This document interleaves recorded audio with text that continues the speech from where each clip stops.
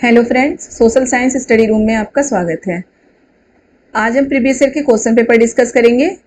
ये 2015 सितंबर 2015 का question paper है, जिसका आधा पार्ट हम कल के वीडियो में डिस्कस कर चुके हैं। ठीक है, 31 से 60 तक हम कल के वीडियो में कर चुके हैं। आज हम 61 से स्टार्ट करेंगे। आप देख सकते हैं 60 तक हम कल के वीडियो में कर चुके थे, तो आज हम 61 से स्टार्ट करेंगे। ये सितंबर 2015 का क्वेश्चन पेपर है। तो चलिए टाइम वेस्ट किए बिना हम वीडियो स्टार्ट करते हैं। हमारा क्वेश्चन नंबर 61 है, यूराल पर्वत अलग करते हैं, यानी कि यूराल पर्वत जो है वो कौन कौन से महादेश को अलग करता है। तो यूराल पर्वत अलग करता है एशिया और यूरोप को। ठीक है, एशिया और यूरोप को अलग करता है। हम एशिया में रहते हैं और यहाँ पे यूरोप है, इस साइड यूरोप है, और दोनों के बीच में एक पर्वत है जिसका नाम है यूराल पर्वत। तो यूराल पर्वत क्या करता है, एशिया और यूरोप को अलग करता है, यानी कि एक सीमा रेखा मान सकते हैं हम उसे, यूराल पर्वत को। तो एशिया और यूरोप को अलग करता है, और एशिया और यूरोप का जो सामूहिक क्षेत्र बोल सकते हैं उसे, वो है, उसे हम यूरेशिया कहते हैं। ये क्वेश्चन भी आप याद रखिएगा कि ये क्वेश्चन भी आता है कि यूरेशिया क्या है, या एशिया और यूरोप का जो सामूहिक क्षेत्र है उसे क्या बोलते हैं, उसे हम यूरेशिया बोलते हैं। क्लियर है। चलिए नेक्स्ट क्वेश्चन देखते हैं। भूप्रपट्टी में वह स्थान जहां से भूकंपीय तरंगे आरंभ होती है उसे कहा जाता है। भूप्रपट्टी में वह स्थान जहां से भूकंपीय तरंगे आरंभ होती हैं उसे कहा जाता है। तो केंद्र तो वो होता है जहां पे भूकंप होता है। मान लीजिए अभी नेपाल में भूकंप हुआ है, नेपाल हमें पता चला है कि नेपाल में भूकंप हुआ है, तो भूकंप का केंद्र माना जाएगा नेपाल। ठीक है, तो ये भूप्रपट्टी के ऊपर का है। फिर है उद्गम केंद्र। उद्गम केंद्र वो होता है कि जहां से भूकंप के बारे में आपको पता होगा, मैं ज्योग्राफी में करा चुकी हूँ आपको कि भूकंप क्या होता है, कि भूप्रपट्टी के नीचे बहुत सारी प्लेटें हैं। प्लेटें क्या है, वो खाने की प्लेटें नहीं होती हैं, वो चट्टानों से बड़ी बड़ी बहुत भारी भारी प्लेटें होती हैं, चट्टानों की बनी हुई। वो उसमें तैरती रहती है, खिसकती रहती है एक जगह से दूसरी जगह, और वही चट्टानें अगर एक दूसरे से टकरा जाए तो उससे कंपन होता है। और उस कंपन के कारण क्या होता है कि पृथ्वी पर वहीं पे, यहाँ पे मान लो चट्टानें टकरा रही है तो बिल्कुल सीधे ऊपर यहाँ पे आके भूकंप एहसास होता है हमें भूकंप का। और यही इसी को हम क्या बोलते हैं, केंद्र बोलते हैं। जहां पे पृथ्वी पे, यानी कि भूप्रपट्टी के ऊपर जहां पे भूकंप का एहसास होता है उसे केंद्र बोलते हैं। और ये चट्टानें जहां पे टकराती है उसे उद्गम केंद्र बोलते हैं, यानी कि भूकंप का उद्गम कहाँ से हुआ, भूकंप का आरंभ कहाँ से हुआ। तो जहां से आरंभ हुआ है, जहां पे ये चट्टानें टकराती है उसको क्या बोलते हैं, उद्गम केंद्र। तो भूप्रपट्टी में वह स्थान जहां से भूकंपीय तरंगे आरंभ होती थी, यहीं से तो तरंगे आरंभ हुई है, यहाँ से ऊपर गई है, फिर यहाँ से तरंगे गोल गोल चारों तरफ फैलती जाती है, तो ये होता है उद्गम केंद्र। क्रेटर अधिकेंद्र भी यही है। अधिकेंद्र क्या होता है, इसे अधिकेंद्र बोलते हैं जहां से भूकंप आरंभ होती है। क्रेटर क्या होता है, आप ज्वालामुखी का चैप्टर पढ़ चुके होंगे, या पढ़ा चुके हैं ज्योग्राफी में। ज्वालामुखी में क्या होता है, ये ज्वालामुखी पर्वत है। ज्वालामुखी पर्वत में जब लावा बाहर निकलता है ज्वालामुखी पर्वत से, तो एक छिद्र के थ्रू बाहर निकलता है, छिद्र से बाहर निकलता है, तो वो जो छेद होता है, मतलब जिस छिद्र से वो बाहर निकलता है उसे ही बोलते हैं हम क्रेटर। क्लियर है। चलिए नेक्स्ट क्वेश्चन देखते हैं। वायुमंडल की निम्नलिखित परतों में से कौन सी परत हवाई जहाज उड़ाने के लिए आदर्श है। ये वायुमंडल की परतों वाला जो चैप्टर है, हमारे ज्योग्राफी का चैप्टर है वायुमंडल की परत, तो उसमें से ही हम ये मतलब ये क्वेश्चन आया है। और याद रखिएगा वायुमंडल की परत जो चैप्टर है, इसमें से हर बार क्वेश्चन आता है, अलग अलग तरीके के क्वेश्चन आते हैं, लेकिन हर बार क्वेश्चन आता ही है। तो मैं थोड़ा सा सारे परतों के बारे में आपको फिर से रिवाइज कर रही हूँ। क्षोभ मंडल में क्या होता है, सबसे फर्स्ट में ऑप्शन में हमारा क्षोभ मंडल है। क्षोभ मंडल में क्या होता है कि इसमें मौसम संबंधी सारी घटनाएं होती है, जैसे बादल का बनना, आंधी तूफान आना, बारिश, ये सारी घटनाएं क्षोभ मंडल में होता है। और क्षोभ मंडल में तापमान बहुत तेजी से घटता बढ़ता है। क्षोभ मंडल के ये सबसे नीचे की परत क्षोभ मंडल है, उसके ऊपर की परत क्या है, समताप मंडल। समताप मंडल नाम से जैसे पता चलता है कि समताप का मतलब है तापमान बिल्कुल समान रहना। तो समताप मंडल में क्या होता है, तापमान घटता बढ़ता नहीं है, तापमान बिल्कुल समान होता है। इसी कारण यहाँ ये जो मंडल है समताप मंडल, ये वायुयान उड़ाने के लिए, यानी कि हवाई जहाज उड़ाने के लिए बहुत ही मतलब कि आदर्श माना जाता है ये मंडल, समताप मंडल। ठीक है। समताप मंडल की एक और विशेषता है कि जो ओजोन की परत है वो समताप मंडल में ही है। क्लियर है।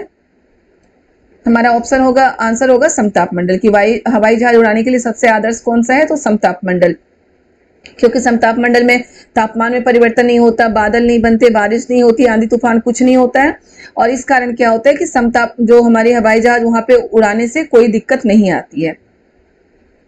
नेक्स्ट है, पृथ्वी में से निम्नलिखित में से पृथ्वी पर तापमान के वितरण को प्रभावित करने वाला सबसे महत्वपूर्ण कारक कौन सा है। यानी कि तापमान के वितरण को कौन सा कारक है कि कहीं पे तापमान ज्यादा है, कहीं पे कम है, क्यों होता है पृथ्वी पर कहीं पे तापमान ज्यादा कहीं पे कम, किसके कारण होता है? तो सूर्य के कारण होता है। जहां पे सूर्य की रोशनी ज्यादा पड़ेगी वहां पर तापमान ज्यादा होगा, जहां पे सूर्य की रोशनी कम पड़ेगी वहां तापमान कम होता है। तो क्या है? पहला ऑप्शन है हमारा सूर्य तपन, सौर विकिरण, पार्थिव विकिरण, समुद्र से दूरी। तो हमारा सूर्य तपन यानी कि जो सूर्य की रोशनी है, सूर्य तपन का तो ये मतलब है सूर्य की जो गर्मी है, सूर्य की ऊर्जा है, वो जहां पे ज्यादा मिलेगी वहां का तापमान ज्यादा होगा, जहां पे सूर्य की ऊर्जा या सूर्य की रोशनी कम पड़ेगी वहां पे तापमान कम होगा। ओके, नेक्स्ट है अमेजन बेसिन के संबंध में निम्नलिखित कथनों में से कौन सा कथन सही है? अमेजन बेसिन जो हमारा है कहाँ पे है? दक्षिणी अमेरिका में है अमेजन बेसिन। और भूमध्य रेखा दक्षिणी अमेरिका क्या है? उसका थोड़ा भाग उत्तरी गोलार्ध में है और ज्यादा भाग दक्षिणी गोलार्ध में है दक्षिण अमेरिका का। और जो अमेजन बेसिन है वो भूमध्य रेखा के पास है। याद रखिएगा, यहाँ ब्राजील के जंगल है अमेजन बेसिन में, ब्राजील में अमेजन बेसिन है, वहां पे जो जंगल है वो सदाबहार वन है जिसे वर्षा वन भी कहते हैं। और सदाबहार वन, वर्षा वन कहाँ पाया जाता है? मैं आपको पहले बता चुकी हूँ कि सदाबहार वन या वर्षा वन भूमध्य रेखा के आसपास पाया जाता है। इसे 0 डिग्री अक्षांश भी बोलते हैं, भूमध्य रेखा बोलते हैं।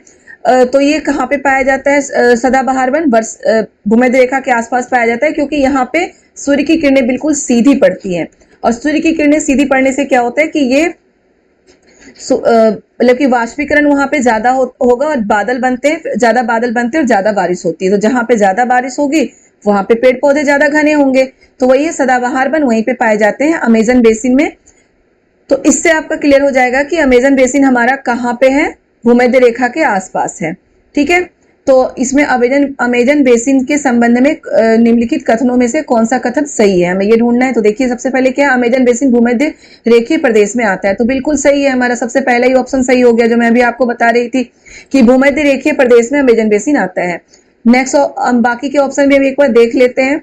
क्या है? अमेजन नदी भूमध्य रेखीय प्रदेश से होकर पश्चिम दिशा में बहती है, नहीं पूरब की दिशा में बढ़ती है अमेजन नदी, पश्चिम दिशा में नहीं बहती।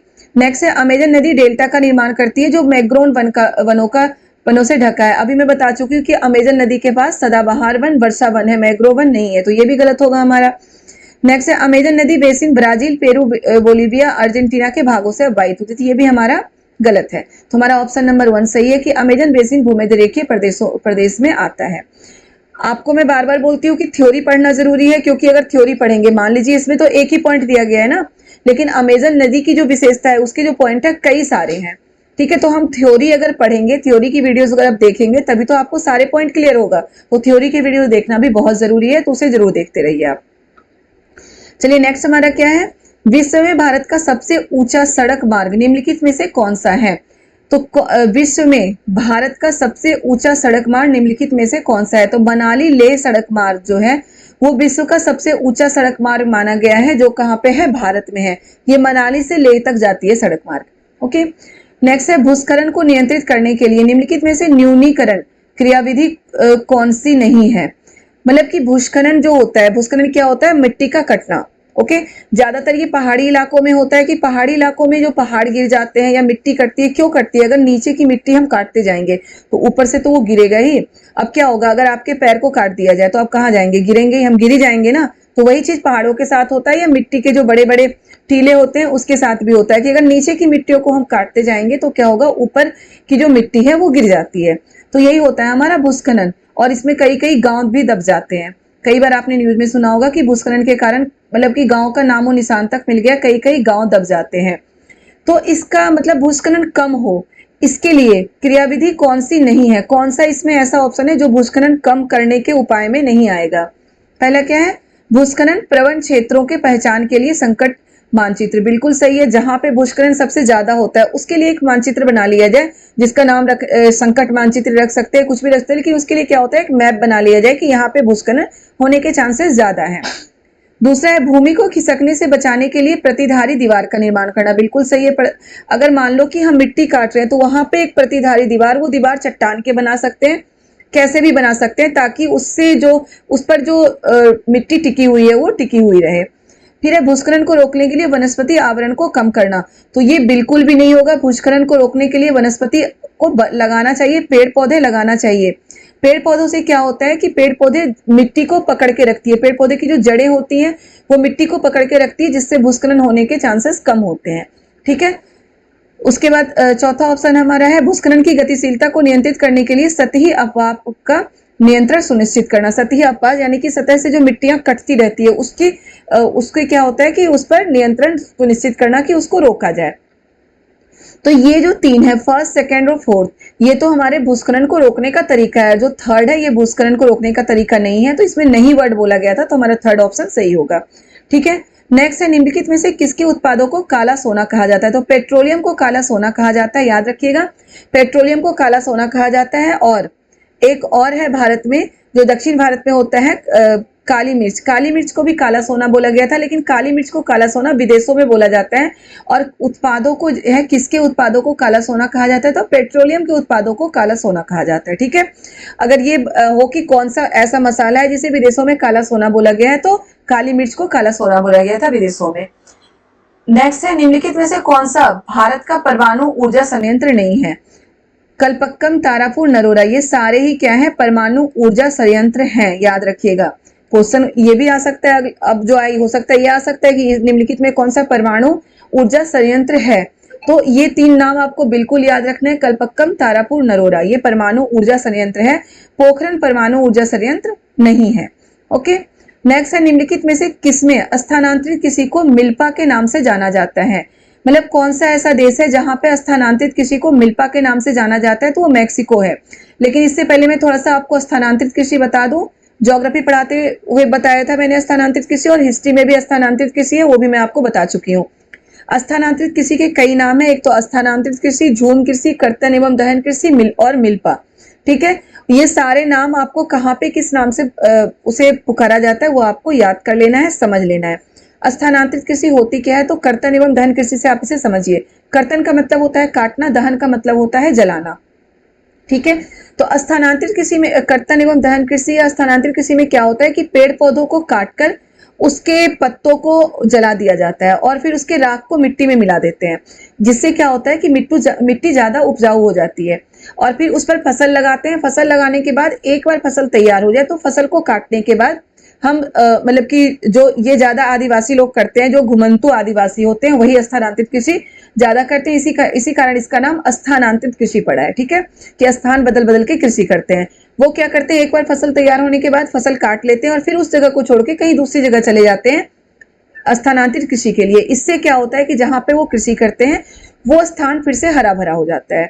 ठीक है, तो ये तो स्थानांतरित कृषि है, लेकिन इसे विश्व में अलग अलग नामों से बुलाया जाता है हर जगह। तो आपके बुक में मैं आपको अंडरलाइन करा चुकी हूँ, हाईलाइट करा चुकी हूँ, जो चैप्टर मैंने पढ़ाया था उसमें, कि अलग अलग नामों से बुलाया जाता है। तो वो नाम कहाँ पे किस नाम से बुलाया जाता है वो आपको याद रखना है। स्थानांतरित कृषि, झूम कृषि, कर्तन एवं दहन कृषि और मिल्पा। ठीक है, तो मिल्पा कहाँ पे बोला गया है? मैक्सिको में बोला गया है, याद रखिएगा। ओके, चलिए नेक्स्ट देखते हैं, निम्नलिखित उद्योगों में कौन सा सार्वजनिक क्षेत्र के अंतर्गत आता है? सार्वजनिक क्षेत्र का जो उद्योग होता है वो सभी के लिए होता है। सार्वजनिक का मतलब क्या होता है? सभी जन, मतलब भारत के सारे ही जनता के लिए। अगर भारत में सार्वजनिक क्षेत्र की बात की जाए तो भारत के सभी जनता के लिए वो उद्योग है। तो जो सभी लोगों के लिए काम हो रहा है वो कौन करेगा? वो काम तो गवर्नमेंट करेगी, सरकार ही करेगी ना। कोई एक व्यक्ति या जो प्राइवेट सेक्टर तो सभी लोगों के लिए काम कर नहीं सकती, तो वो काम कौन करेगी? सरकार करेगी। तो याद रखिएगा, सार्वजनिक क्षेत्र का जो उद्योग होता है वो सभी जनता के लिए होता है, वो काम सरकार करती है।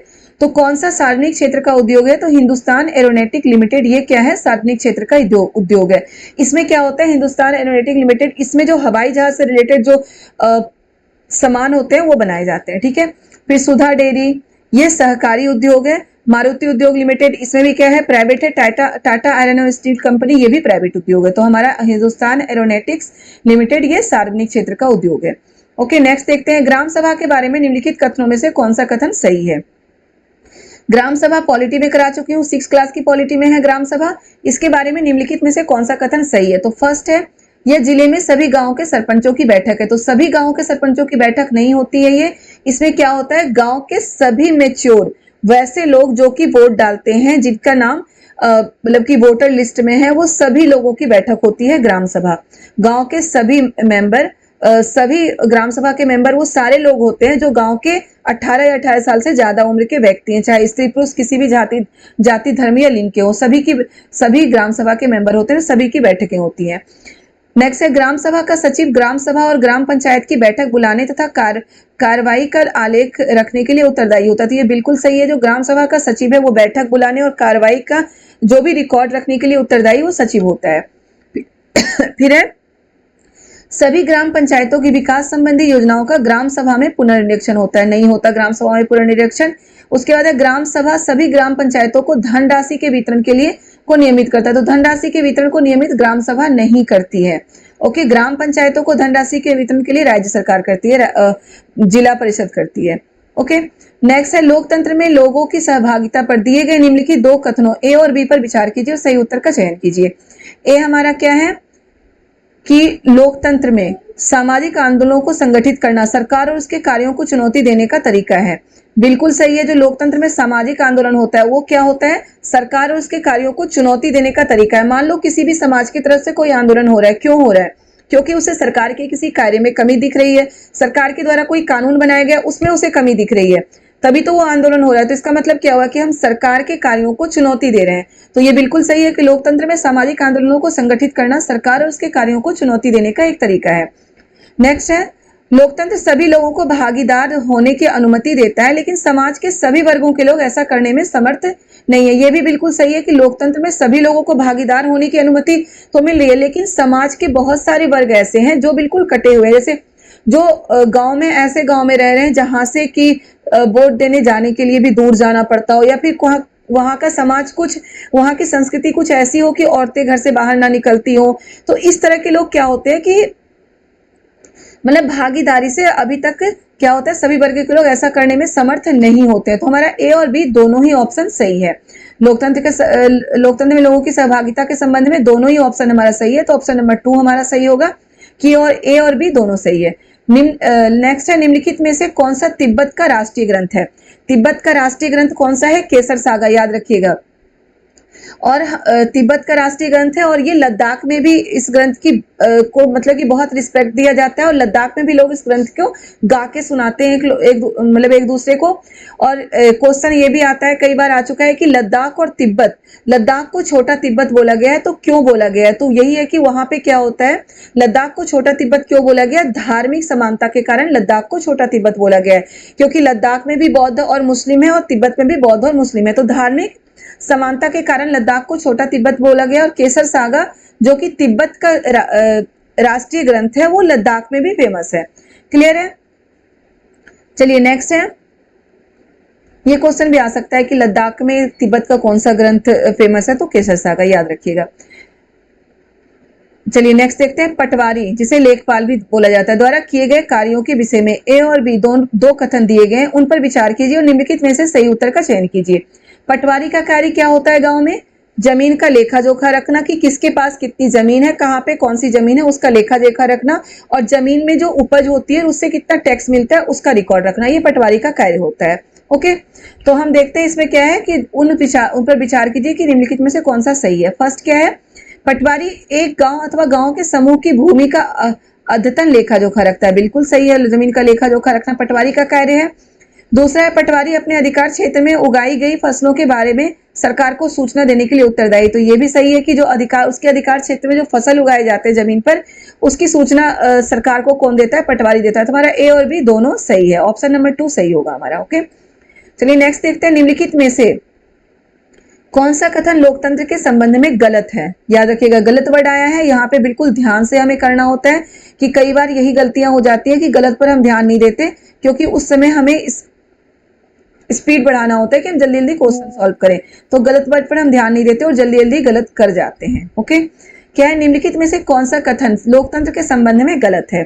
तो क्या है, पहला क्या है, लोकतंत्र में देश के नागरिकों को अपनी पसंद का नेता चुनने की छूट होती है। तो ये बिल्कुल सही है, हमें अपनी पसंद के नेता चुनने की छूट होती है। नेक्स्ट है, लोकतंत्र में नागरिकों को कुछ स्वतंत्रताएं प्राप्त होती है। तो बिल्कुल सही है, हमें कुछ स्वतंत्रताएं प्राप्त है।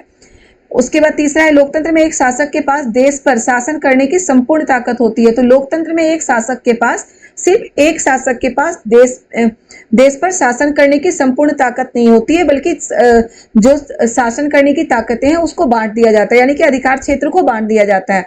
आप देखते होंगे कि हर क्षेत्र के अलग अलग मंत्री होते हैं, तो अधिकार क्षेत्रों को बांट दिया जाता है।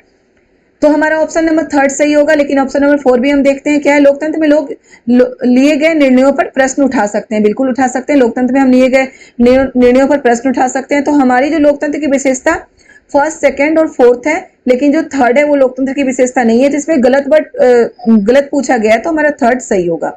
ओके, चलिए नेक्स्ट देखते हैं। अभियानों के फलस्वरूप महिलाओं के संरक्षण के लिए नए कानून बने।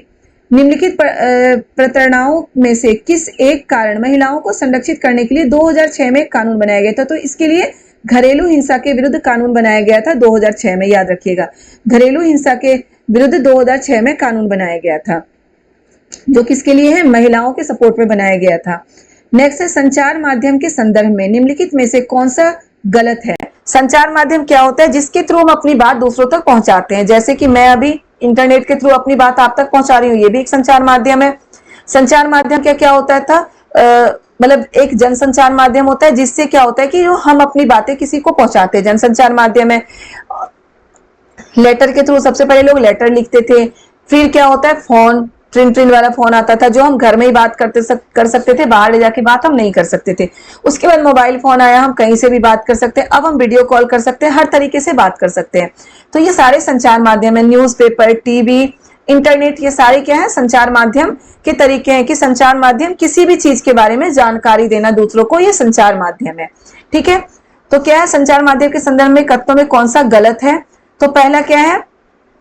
विज्ञापनों द्वारा धन कमाया जाता है। बिल्कुल सही है, संचार माध्यम में विज्ञापनों द्वारा धन कमाया जाता है। विज्ञापन भी क्या होता है? हम किसी चीज के बारे में, कोई सामान हम लेने जाते हैं, तो हम जो नाम सुना हुआ होता है उस वही सामान लेना पसंद करते हैं। वो ना हम सुनते कहां से हैं? विज्ञापन यानी कि एड से ही तो सुनते हैं। तो क्या होता है? उस एड से धन कमाया जाता है। दूसरा, जनसंचार द्वारा उपयोग में लाई जाने वाली तकनीकें बदलती रहती है। बिल्कुल सही, अभी मैं बता चुकी हूँ। जनसंचार द्वारा उपयोग में लाई जाने वाली तकनीकें, पहले लेटर लिखा जाता था, फिर मोबाइल का उपयोग हुआ, फोन, फिर मोबाइल, अब इंटरनेट, बहुत सारी चीजें हैं जिससे हम एक दूसरे तक खबर पहुंचा सकते हैं, उसे जनसंचार का माध्यम बोलते हैं। नेक्स्ट है, जनसंचार का लोगों तक जानकारी पहुंचाना एक महत्वपूर्ण कार्य है। ये भी बिल्कुल सही है। फोर्थ ऑप्शन है हमारा, संचार माध्यम की कार्य प्रणाली में नियमित सरकारी हस्तक्षेप रहता है। बिल्कुल नहीं रहता। संचार माध्यम की जो कार्य प्रणाली है उसमें सरकारी हस्तक्षेप बिल्कुल भी नहीं होता। लेकिन कहीं कुछ गलत हो रहा हो, संचार माध्यम के थ्रू किसी के साथ, किसी को मेंटली टॉर्चर या किसी भी तरीके से टॉर्चर किया जा रहा हो, तो सरकार उसमें हस्तक्षेप कर सकती है। लेकिन नियमित हस्तक्षेप सरकार का नहीं होता। गलत चीजों को रोकने के लिए बस सरकार हस्तक्षेप करती है संचार माध्यम की कार्य प्रणाली में। ओके, तो हमारा ऑप्शन 4 सही होगा, क्योंकि इसमें गलत ढूंढा गया था, तो हमारा ऑप्शन 4 सही होगा। अब है 79, क्वेश्चन नंबर 79। समाचार चैनल पर विज्ञापन का मूल्य निर्भर होता है।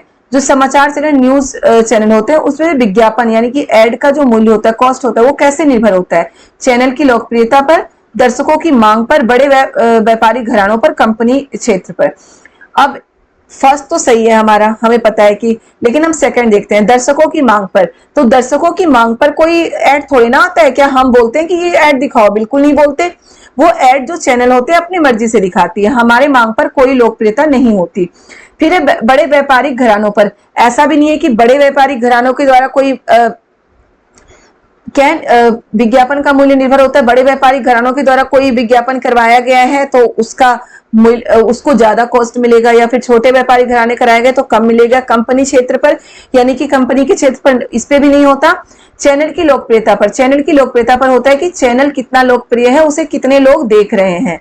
ठीक है, जितना ज्यादा लोग देखेंगे, विज्ञापन का मूल्य यानी कि जो एड होता है उसका जो कॉस्ट होता है उतना ज्यादा होता है। क्लियर है? चलिए नेक्स्ट देखते हैं। जनहित याचिका, जिसे PIL के संदर्भ में नीचे दिए गए कथनों पर विचार कीजिए और सही उत्तर का चयन कीजिए।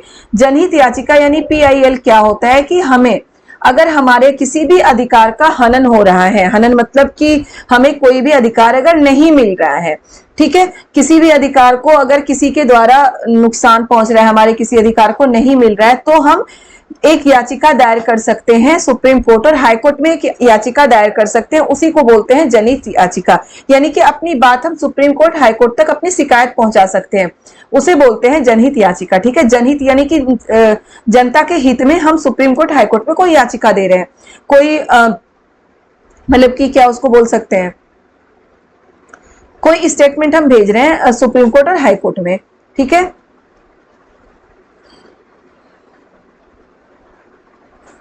ओके, तो देखिए ऑप्शन नंबर फर्स्ट क्या है, इसमें क्या है, सही उत्तर का चयन कीजिए। ऑप्शन नंबर एक क्या है, यह एक ऐसी व्यवस्था है जिसके माध्यम से सरकार के क्रियाकलापों के विषय में आवश्यक जानकारी मिलती है। तो जिसके माध्यम से सरकार के क्रियाकलापों के विषय में आवश्यक जानकारी मिलती है वो होता है आरटीआई, राइट ऑफ इंफॉर्मेशन। ठीक है, आरटीआई राइट जिसे हम बोलते हैं राइट ऑफ इंफॉर्मेशन, उसमें क्या होता है कि हमारे पास राइट है, हमारे पास अधिकार है कि हम सरकारी कामों की जानकारी प्राप्त कर सकते हैं। ठीक है, तो आरटीआई के थ्रू हम सरकारी दफ्तरों से जानकारी प्राप्त कर सकते थे, ये जनहित याचिका में नहीं है, तो ये हमारा गलत है। दूसरा, यह एक ऐसी व्यवस्था है जिसके माध्यम से किसी व्यक्ति या संस्था को जिनके अधिकारों का उल्लंघन हुआ है उन्हें न्याय पाने के लिए उच्च न्यायालय, सर्वोच्च न्यायालय में याचिका दायर करने का अधिकार है। तो ये बिल्कुल हमारा सही है, तो ए हमारा गलत है और बी सही है। ऑप्शन नंबर थर्ड हमारा सही है। ओके, नेक्स्ट है संसद के प्रश्नकाल के संबंध में ए और बी दोनों कथनों पर विचार कीजिए और निम्नलिखित विकल्पों में से सही विकल्प का चयन कीजिए। संसद का प्रश्नकाल क्या होता है कि जो सांसद होते हैं वो वहां पर क्वेश्चन पूछ सकते हैं, जो सरकार है, गवर्नमेंट में अभी जो है सरकार, गवर्नमेंट जिसकी चल रही है, उसने किस तरीके से काम कराए, क्या काम कराए, क्या कानून बनाए, क्यों बनवाए, इस तरह के क्वेश्चन वो पूछ सकते हैं। ठीक है, उनके कार्यों पर वो सवाल उठा सकते हैं, क्वेश्चन पूछ सकते हैं, ये होता है संसद का कार्य, संसद का प्रश्नकाल। ठीक है, तो क्या है, विकल्प कथनों पर विचार कीजिए और निम्नलिखित विकल्पों में सही विकल्प का चयन कीजिए। क्या है, सांसद सरकार के कामकाज के बारे में जानकारी प्राप्त कर सकता है, बिल्कुल सही है, सरकार के कामकाज के बारे में संसद के प्रश्नकाल में सांसद जानकारी प्राप्त कर सकता है। दूसरा क्या है, यह एक ऐसी व्यवस्था है जिसमें कार्यकारिणी विधायिका को नियंत्रित करती है, बिल्कुल गलत है, कहीं भी कार्यकारिणी विधायिका को नियंत्रित नहीं कर सकती है। ओके, तो हमारा ए सही है और बी गलत है। आपको मैं पहले भी पढ़ा चुकी हूँ कि जो हमारे सरकार के शक्तियों का बंटवारा हुआ है कार्यपालिका, विधायिका और न्यायपालिका में, दोनों एक दूसरे से, तीनों ही एक दूसरे से स्वतंत्र है, कोई किसी के ऊपर, कोई किसी को नियंत्रण नहीं करता है, नियंत्रित नहीं करता है। ठीक है, चलिए नेक्स्ट देखते हैं। न्यायपालिका न्यायिक समीक्षा पर दिए गए निम्नलिखित दो कथनों ए और बी पर विचार कीजिए और सही उत्तर का चयन कीजिए। न्यायिक समीक्षा, ठीक है, न्यायिक समीक्षा क्या होता है कि अगर कोई कानून बनाया गया तो उसमें अगर कोई गलत कानून बन गया तो उसमें कैसे सुधार किया जाता है। ठीक है, ये न्यायिक समीक्षा है, सुधार करना या कानून को रद्द करना, यानी कि कानून को खत्म कर देना। तो न्यायिक समीक्षा के रूप में समीक्षा पर दिए गए निम्नलिखित दो कथनों ए और बी पर विचार कीजिए और सही उत्तर का चयन कीजिए। पहला क्या है, संसद द्वारा पारित किया गया कोई कानून संविधान के आधारभूत ढांचे का उल्लंघन करता है तो न्यायपालिका ऐसे कानून को रद्द कर सकती है। बिल्कुल सही है कि संसद के द्वारा पारित किया गया, याद रखिएगा कानून बनाने की सबसे बड़ी संस्था कौन सी है, संसद है। कानून बनाने की सबसे बड़ी संस्था संसद है, तो संसद में कोई भी कानून पारित किया गया और वो कानून संविधान के आधारभूत ढांचे का उल्लंघन अगर करता हो तो न्यायपालिका उसे रद्द कर सकती है, यानी कि न्यायपालिका उस कानून को रोक सकती है, स्थगित कर सकती है, रोक सकती है, खत्म कर सकती है। दूसरा है, कोई विधेयक न्यायपालिका के द्वारा पास किए बिना कानून नहीं बन सकता। कोई विधेयक न्यायपालिका के द्वारा पास किए बिना कानून नहीं बन सकता, तो बी हमारा गलत है, क्योंकि कानून बनाने की जो सबसे बड़ी संस्था है वो संसद होता है, संसद में ही कानून बनाया जाता है। ए सही है और बी गलत है। ओके, नेक्स्ट है, भारतीय संविधान के अनुसार भारतीय धर्मनिरपेक्ष राज्य के बारे में निम्नलिखित कथनों में से कौन सा कथन गलत है। अब भारतीय धर्मनिरपेक्ष राज्य क्या होता है, धर्मनिरपेक्ष राज्य का, भारतीय धर्मनिरपेक्ष राज्य में यह है कि राज्य किसी भी धर्म को प्रधान धर्म नहीं मानेगी और सत्ता पर किसी एक धर्म का ज्यादा प्रभुत्व नहीं होगा। दूसरा क्या है कि राज्य धर्म में हस्तक्षेप तो कर सकती है लेकिन एक नियमित दूरी भी बना के रखेगी। ठीक है, चलिए तो हम देखते हैं इसमें कौन सा कथन गलत है। पहला है, भारतीय राज्य किसी एक विशिष्ट धार्मिक समूह द्वारा शासित नहीं है, बिल्कुल सही है। दूसरा है, किसी राज्य किसी धर्म विशेष को ना तो थोपेगा ना ही लोगों की धार्मिक स्वतंत्रता को छीनेगा, ये भी बिल्कुल सही है। ना ही किसी धर्म को मानने के लिए मजबूर कर सकता है, ना ही किसी की धार्मिक स्वतंत्रता को वो छीन सकता है। थर्ड है, राज्य सरकारी संस्थाओं को धर्म विशेष के विशिष्ट मूल्यों को प्रदर्शित और प्रोन्नत करने की अनुमति प्रदान करता है, बिल्कुल नहीं करता। सरकारी संस्थान में किसी भी धर्म का प्रचार नहीं किया जा सकता है। ठीक है, तो ये हमारा गलत है और इसमें गलत पूछा गया है, तो थर्ड हमारा सही ऑप्शन होगा। फोर्थ एक बार हम देख लेते हैं, राज्य धर्म के एकदम पृथक नहीं है परंतु वह धर्म की एक निश्चित दूरी बनाए रखता है, बिल्कुल सही है। राज्य धर्म से बिल्कुल पृथक नहीं है, क्योंकि धर्म के अंदर अगर कोई कुरीति है, कोई बुराई चल रही है तो उसको राज्य हस्तक्षेप करके, इंटरफेयर करके उस चीजों को रोक सकती है, परंतु वो धर्म से एक निश्चित दूरी बना के रख सकता है कि धर्म में अगर हम अपने धर्म के अनुसार कोई कार्य कर रहे हैं तो उसमें जो सरकार है वो कोई भी इंटरफेयर नहीं करेगी। ठीक है, तो ये जो तीन है, फर्स्ट सेकेंड और फोर्थ, ये तो भारतीय धर्मनिरपेक्ष राज्य की विशेषता है, लेकिन थर्ड हमारी विशेषता नहीं है और इसमें जो विशेषता नहीं है वही पूछा गया, तो थर्ड हमारा सही होगा। नेक्स्ट है भारतीय राज्य की सरकार किस प्रकार की है? लोकतांत्रिक सरकार है, बिल्कुल क्लियर है। भारत में कैसी सरकार है? लोकतांत्रिक सरकार है। ओके, उसके बाद जातीय समानता को प्रचारित करने के लिए निम्नलिखित में से किसने सत्य शोधक समाज की स्थापना की? सत्य शोधक समाज की स्थापना ज्योतिराव फूले ने की थी। ठीक है, और ज्योतिराव फूले अपने आप को दलित कहने वाले समुदाय से थे, यानी कि दलित समुदाय से थे ज्योतिराव फूले। दलित क्या होता है मैं बता चुकी हूं आपको चैप्टर में, और जो अभी क्वेश्चन में कराई थी क्वेश्चन पेपर उसमें भी मैं समझा चुकी हूं। ठीक है, तो ज्योतिराव फूले ने सत्य शोधक समाज की स्थापना की थी। ज्योतिराव फूले ने एक पुस्तक भी लिखी है, जिस पुस्तक का नाम आप बिल्कुल कमेंट में मुझे जरूर बताइएगा। ओके, अब नेक्स्ट है 29 मार्च 1857 को बैरकपुर में अपने अफसरों पर हमला करने के आरोप में निम्नलिखित में से किसको फांसी पर लटका दिया गया? 1857 के विद्रोह से रिलेटेड है। मंगल पांडे को फांसी पर लटका दिया गया था, क्योंकि मंगल पांडे ने बैरकपुर, ये एक सिपाही थे और बैरकपुर में अपने अफसरों पर इन्होंने हमला किया था। ओके, नेक्स्ट है अंग्रेजों की सर्वोच्चता की नीति के संबंध में निम्नलिखित कथनों में से कौन सा कथन सही है? जो अंग्रेजों की सर्वोच्चता की नीति थी उसमें क्या था कि अंग्रेज ये बोलते थे कि उनका जो राज्य है, उनका जो शासन है वो सबसे श्रेष्ठ है, सबसे सर्वोच्च है। भारतीय राज्यों का जो शासन है वो सही नहीं है। तो क्या है अंग्रेजों की सर्वोच्चता नीति के संबंध में निम्नलिखित में से कौन सा कथन सही है? तुम देखते हैं। फर्स्ट ऑप्शन है, इसने घोषित किया कि यदि भारतीय शासक की मृत्यु बिना पुरुष वारिस के होती है तो उसके साम्राज्य का अधिग्रहण कर लिया जाएगा। ये जो था कि भारतीय शासक की मृत्यु अगर बिना किसी पुरुष वारिस को, वारिस पुरुषों को ही माना जाता था उसमें बेटों को, अगर किसी राजा की मृत्यु हो जाती है उनका कोई बेटा नहीं होता तो गोद लिए हुए बेटे को अपना वारिस नहीं बना सकते। ये हड़प की नीति में था। ठीक है, ये सर्वोच्चता की नीति नहीं, हड़प की नीति है। दूसरा है कंपनी का दावा था कि उसकी सत्ता सर्वोच्च है इसलिए वो भारतीय राज्य से ऊपर है। ये बिल्कुल सही है कि कंपनी का दावा क्या था कि उसकी सत्ता सर्वोच्च है इसलिए वो भारतीय राज्य से ऊपर है। तो हमारा ऑप्शन नंबर 2 बिल्कुल सही होगा। नेक्स्ट देखिए, ग्रहों के निम्नलिखित समूहों में से किस समूह के चारों ओर छल्ले हैं? तो शनि, बृहस्पति और यूरेनस, इसके चारों ओर छल्ले हैं। चारों ही सीरियल नंबर से है, याद रखिएगा। शनि, बृहस्पति और यूरेनस, इसके चारों ओर छल्ले हैं और सबसे ज्यादा छल्ले किसके हैं? शनि के हैं। शनि के चारों ओर सबसे ज्यादा छल्ले हैं, जो बहुत क्लियर देखता है, और बृहस्पति और यूरेनस के कम छल्ले हैं लेकिन इनके भी चारों ओर छल्ले हैं। ओके, नेक्स्ट है पृथ्वी को भू आप के रूप में क्यों वर्णित किया जाता है? पृथ्वी के आकार को भू आप बोला गया है। क्यों बोला गया है मैं आपको ज्योग्राफी में पढ़ा चुकी हूँ, जो अभी मैंने मैराथन की क्लासेस ली थी उसमें भी ये बता चुकी हूँ। पृथ्वी जो है ध्रुवों के पास, उत्तरी ध्रुव और दक्षिण ध्रुवों के पास थोड़ी सी चपटी है। ठीक है, इसीलिए पृथ्वी के आकार को क्या बोला गया है? भू आप बोला गया है। ओके, ऑप्शन देखते हैं। पृथ्वी ध्रुवों के पास थोड़ी सी चपटी है, तो हमारा फर्स्ट ऑप्शन ही बिल्कुल सही हो गया। पृथ्वी ध्रुवों के पास थोड़ी सी चपटी है, इसी कारण पृथ्वी को भू आप के रूप में वर्णित किया जाता है। ओके, और भी देखिए उसमें क्या क्या ऑप्शन है। पृथ्वी ना तो अधिक गर्म है और ना ही अधिक ठंडी है, तो इसके कारण भू आप थोड़ी ना बोला गया। इसके कारण यहाँ पे जीवन संभव है और इसे अनोखा ग्रह बोला गया। इसके कारण पृथ्वी की 2/3 सतह जल से ढकी हुई, तो पृथ्वी की 2/3 सतह जल से ढकी हुई है, इसलिए इसको क्या बोला जाता है? नीला ग्रह बोला जाता है, क्योंकि इसमें जल की मात्रा ज्यादा है इसलिए अंतरिक्ष में देखने से ये नीला दिखता है। जीवन के लिए अनुकूल परिस्थितियां केवल पृथ्वी पे ही पाई जाती है, तो जीवन के लिए अनुकूल परिस्थितियां पृथ्वी पे पाई जाती है, इसलिए इसे क्या बोला गया है? अनोखा ग्रह बोला गया है। भू आप क्यों बोला गया है? क्योंकि पृथ्वी ध्रुवों के पास थोड़ी सी चपटी है। क्लियर हुआ? अब नेक्स्ट है जो हमारा लास्ट क्वेश्चन है, पृथ्वी से चंद्रमा का केवल एक ही भाग दिखाई पड़ता है, क्यों?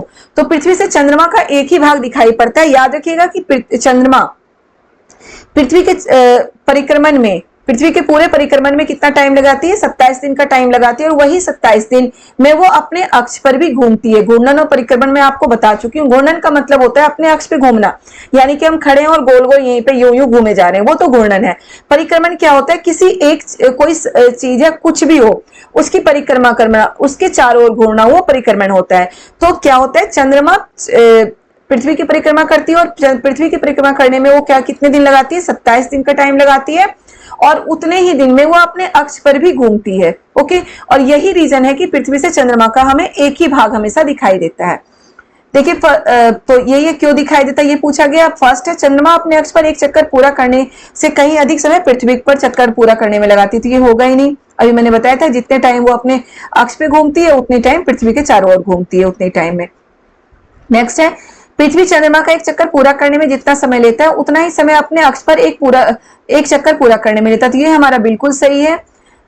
कि जितना टाइम वो पृथ्वी की चक्कर लगाने में लेता है उतना ही टाइम अपने अक्ष पर भी घूमने में लेता है। अब इससे रिलेटेड 2 क्वेश्चन और है जो आप मुझे बताएंगे कि बुध जो सूर्य के सबसे पास का ग्रह है वो सूर्य की परिक्रमा करने में कितना टाइम लेता है। आप इसका आंसर मुझे जरूर कमेंट में लिखिएगा, क्योंकि इससे रिलेटेड क्वेश्चन आते हैं बेटा, इसलिए मैं आंसर बीच बीच में पूछ रही हूँ कि आपको रिमाइंड होता रहे। तो इसका आंसर आप मुझे देंगे कि बुध पृथ्वी की सूर्य की परिक्रमा करने में कितना टाइम लेता है। दूसरा आंसर है पृथ्वी सूर्य की परिक्रमा करने में कितना टाइम लेता है और पृथ्वी अपने अक्ष पर घूर्णन करने में कितना टाइम लेता है। ठीक है, और एक क्वेश्चन मैं ऊपर आपको पूछ चुकी हूँ कि ज्योतिराव फूले के द्वारा लिखी गई पुस्तक का नाम। 4 क्वेश्चन है, 4 क्वेश्चन के आंसर आप अभी मुझे कमेंट में देंगे। ओके, तो चलिए सितंबर 2015 का क्वेश्चन पेपर भी हमारा हो चुका है। अब मैं सिविक्स के कुछ पेपर कुछ चैप्टर कराने के बाद, थ्योरी कराने के बाद फिर से प्रीवियस ईयर के क्वेश्चन पेपर डालती रहूंगी बीच बीच में, और साथ के साथ सिविक्स कराती रहूंगी, क्योंकि हमें जल्दी से जल्दी अब सब कुछ करना है, टाइम बहुत कम बच गया और साथ के साथ हमें रिवीजन भी करना है। ओके, तो जिन्होंने अभी तक चैनल को सब्सक्राइब नहीं किया वो चैनल को सब्सक्राइब जरूर कर दे, वीडियो को लाइक करें, शेयर करें ज्यादा से ज्यादा और कमेंट करें। कमेंट में जो क्वेश्चन मैंने पूछा है वो कमेंट जरूर करिएगा, क्योंकि अगर आप क्वेश्चन का जवाब देते जाइएगा तो आपको सारी चीजें, पीछे की चीजें रिमाइंड होती जाएगी और फिर वो चीजें अगर पेपर में आता है तो वो आपके लिए बहुत ही हेल्पफुल है। चलिए बच्चों, बाय बाय।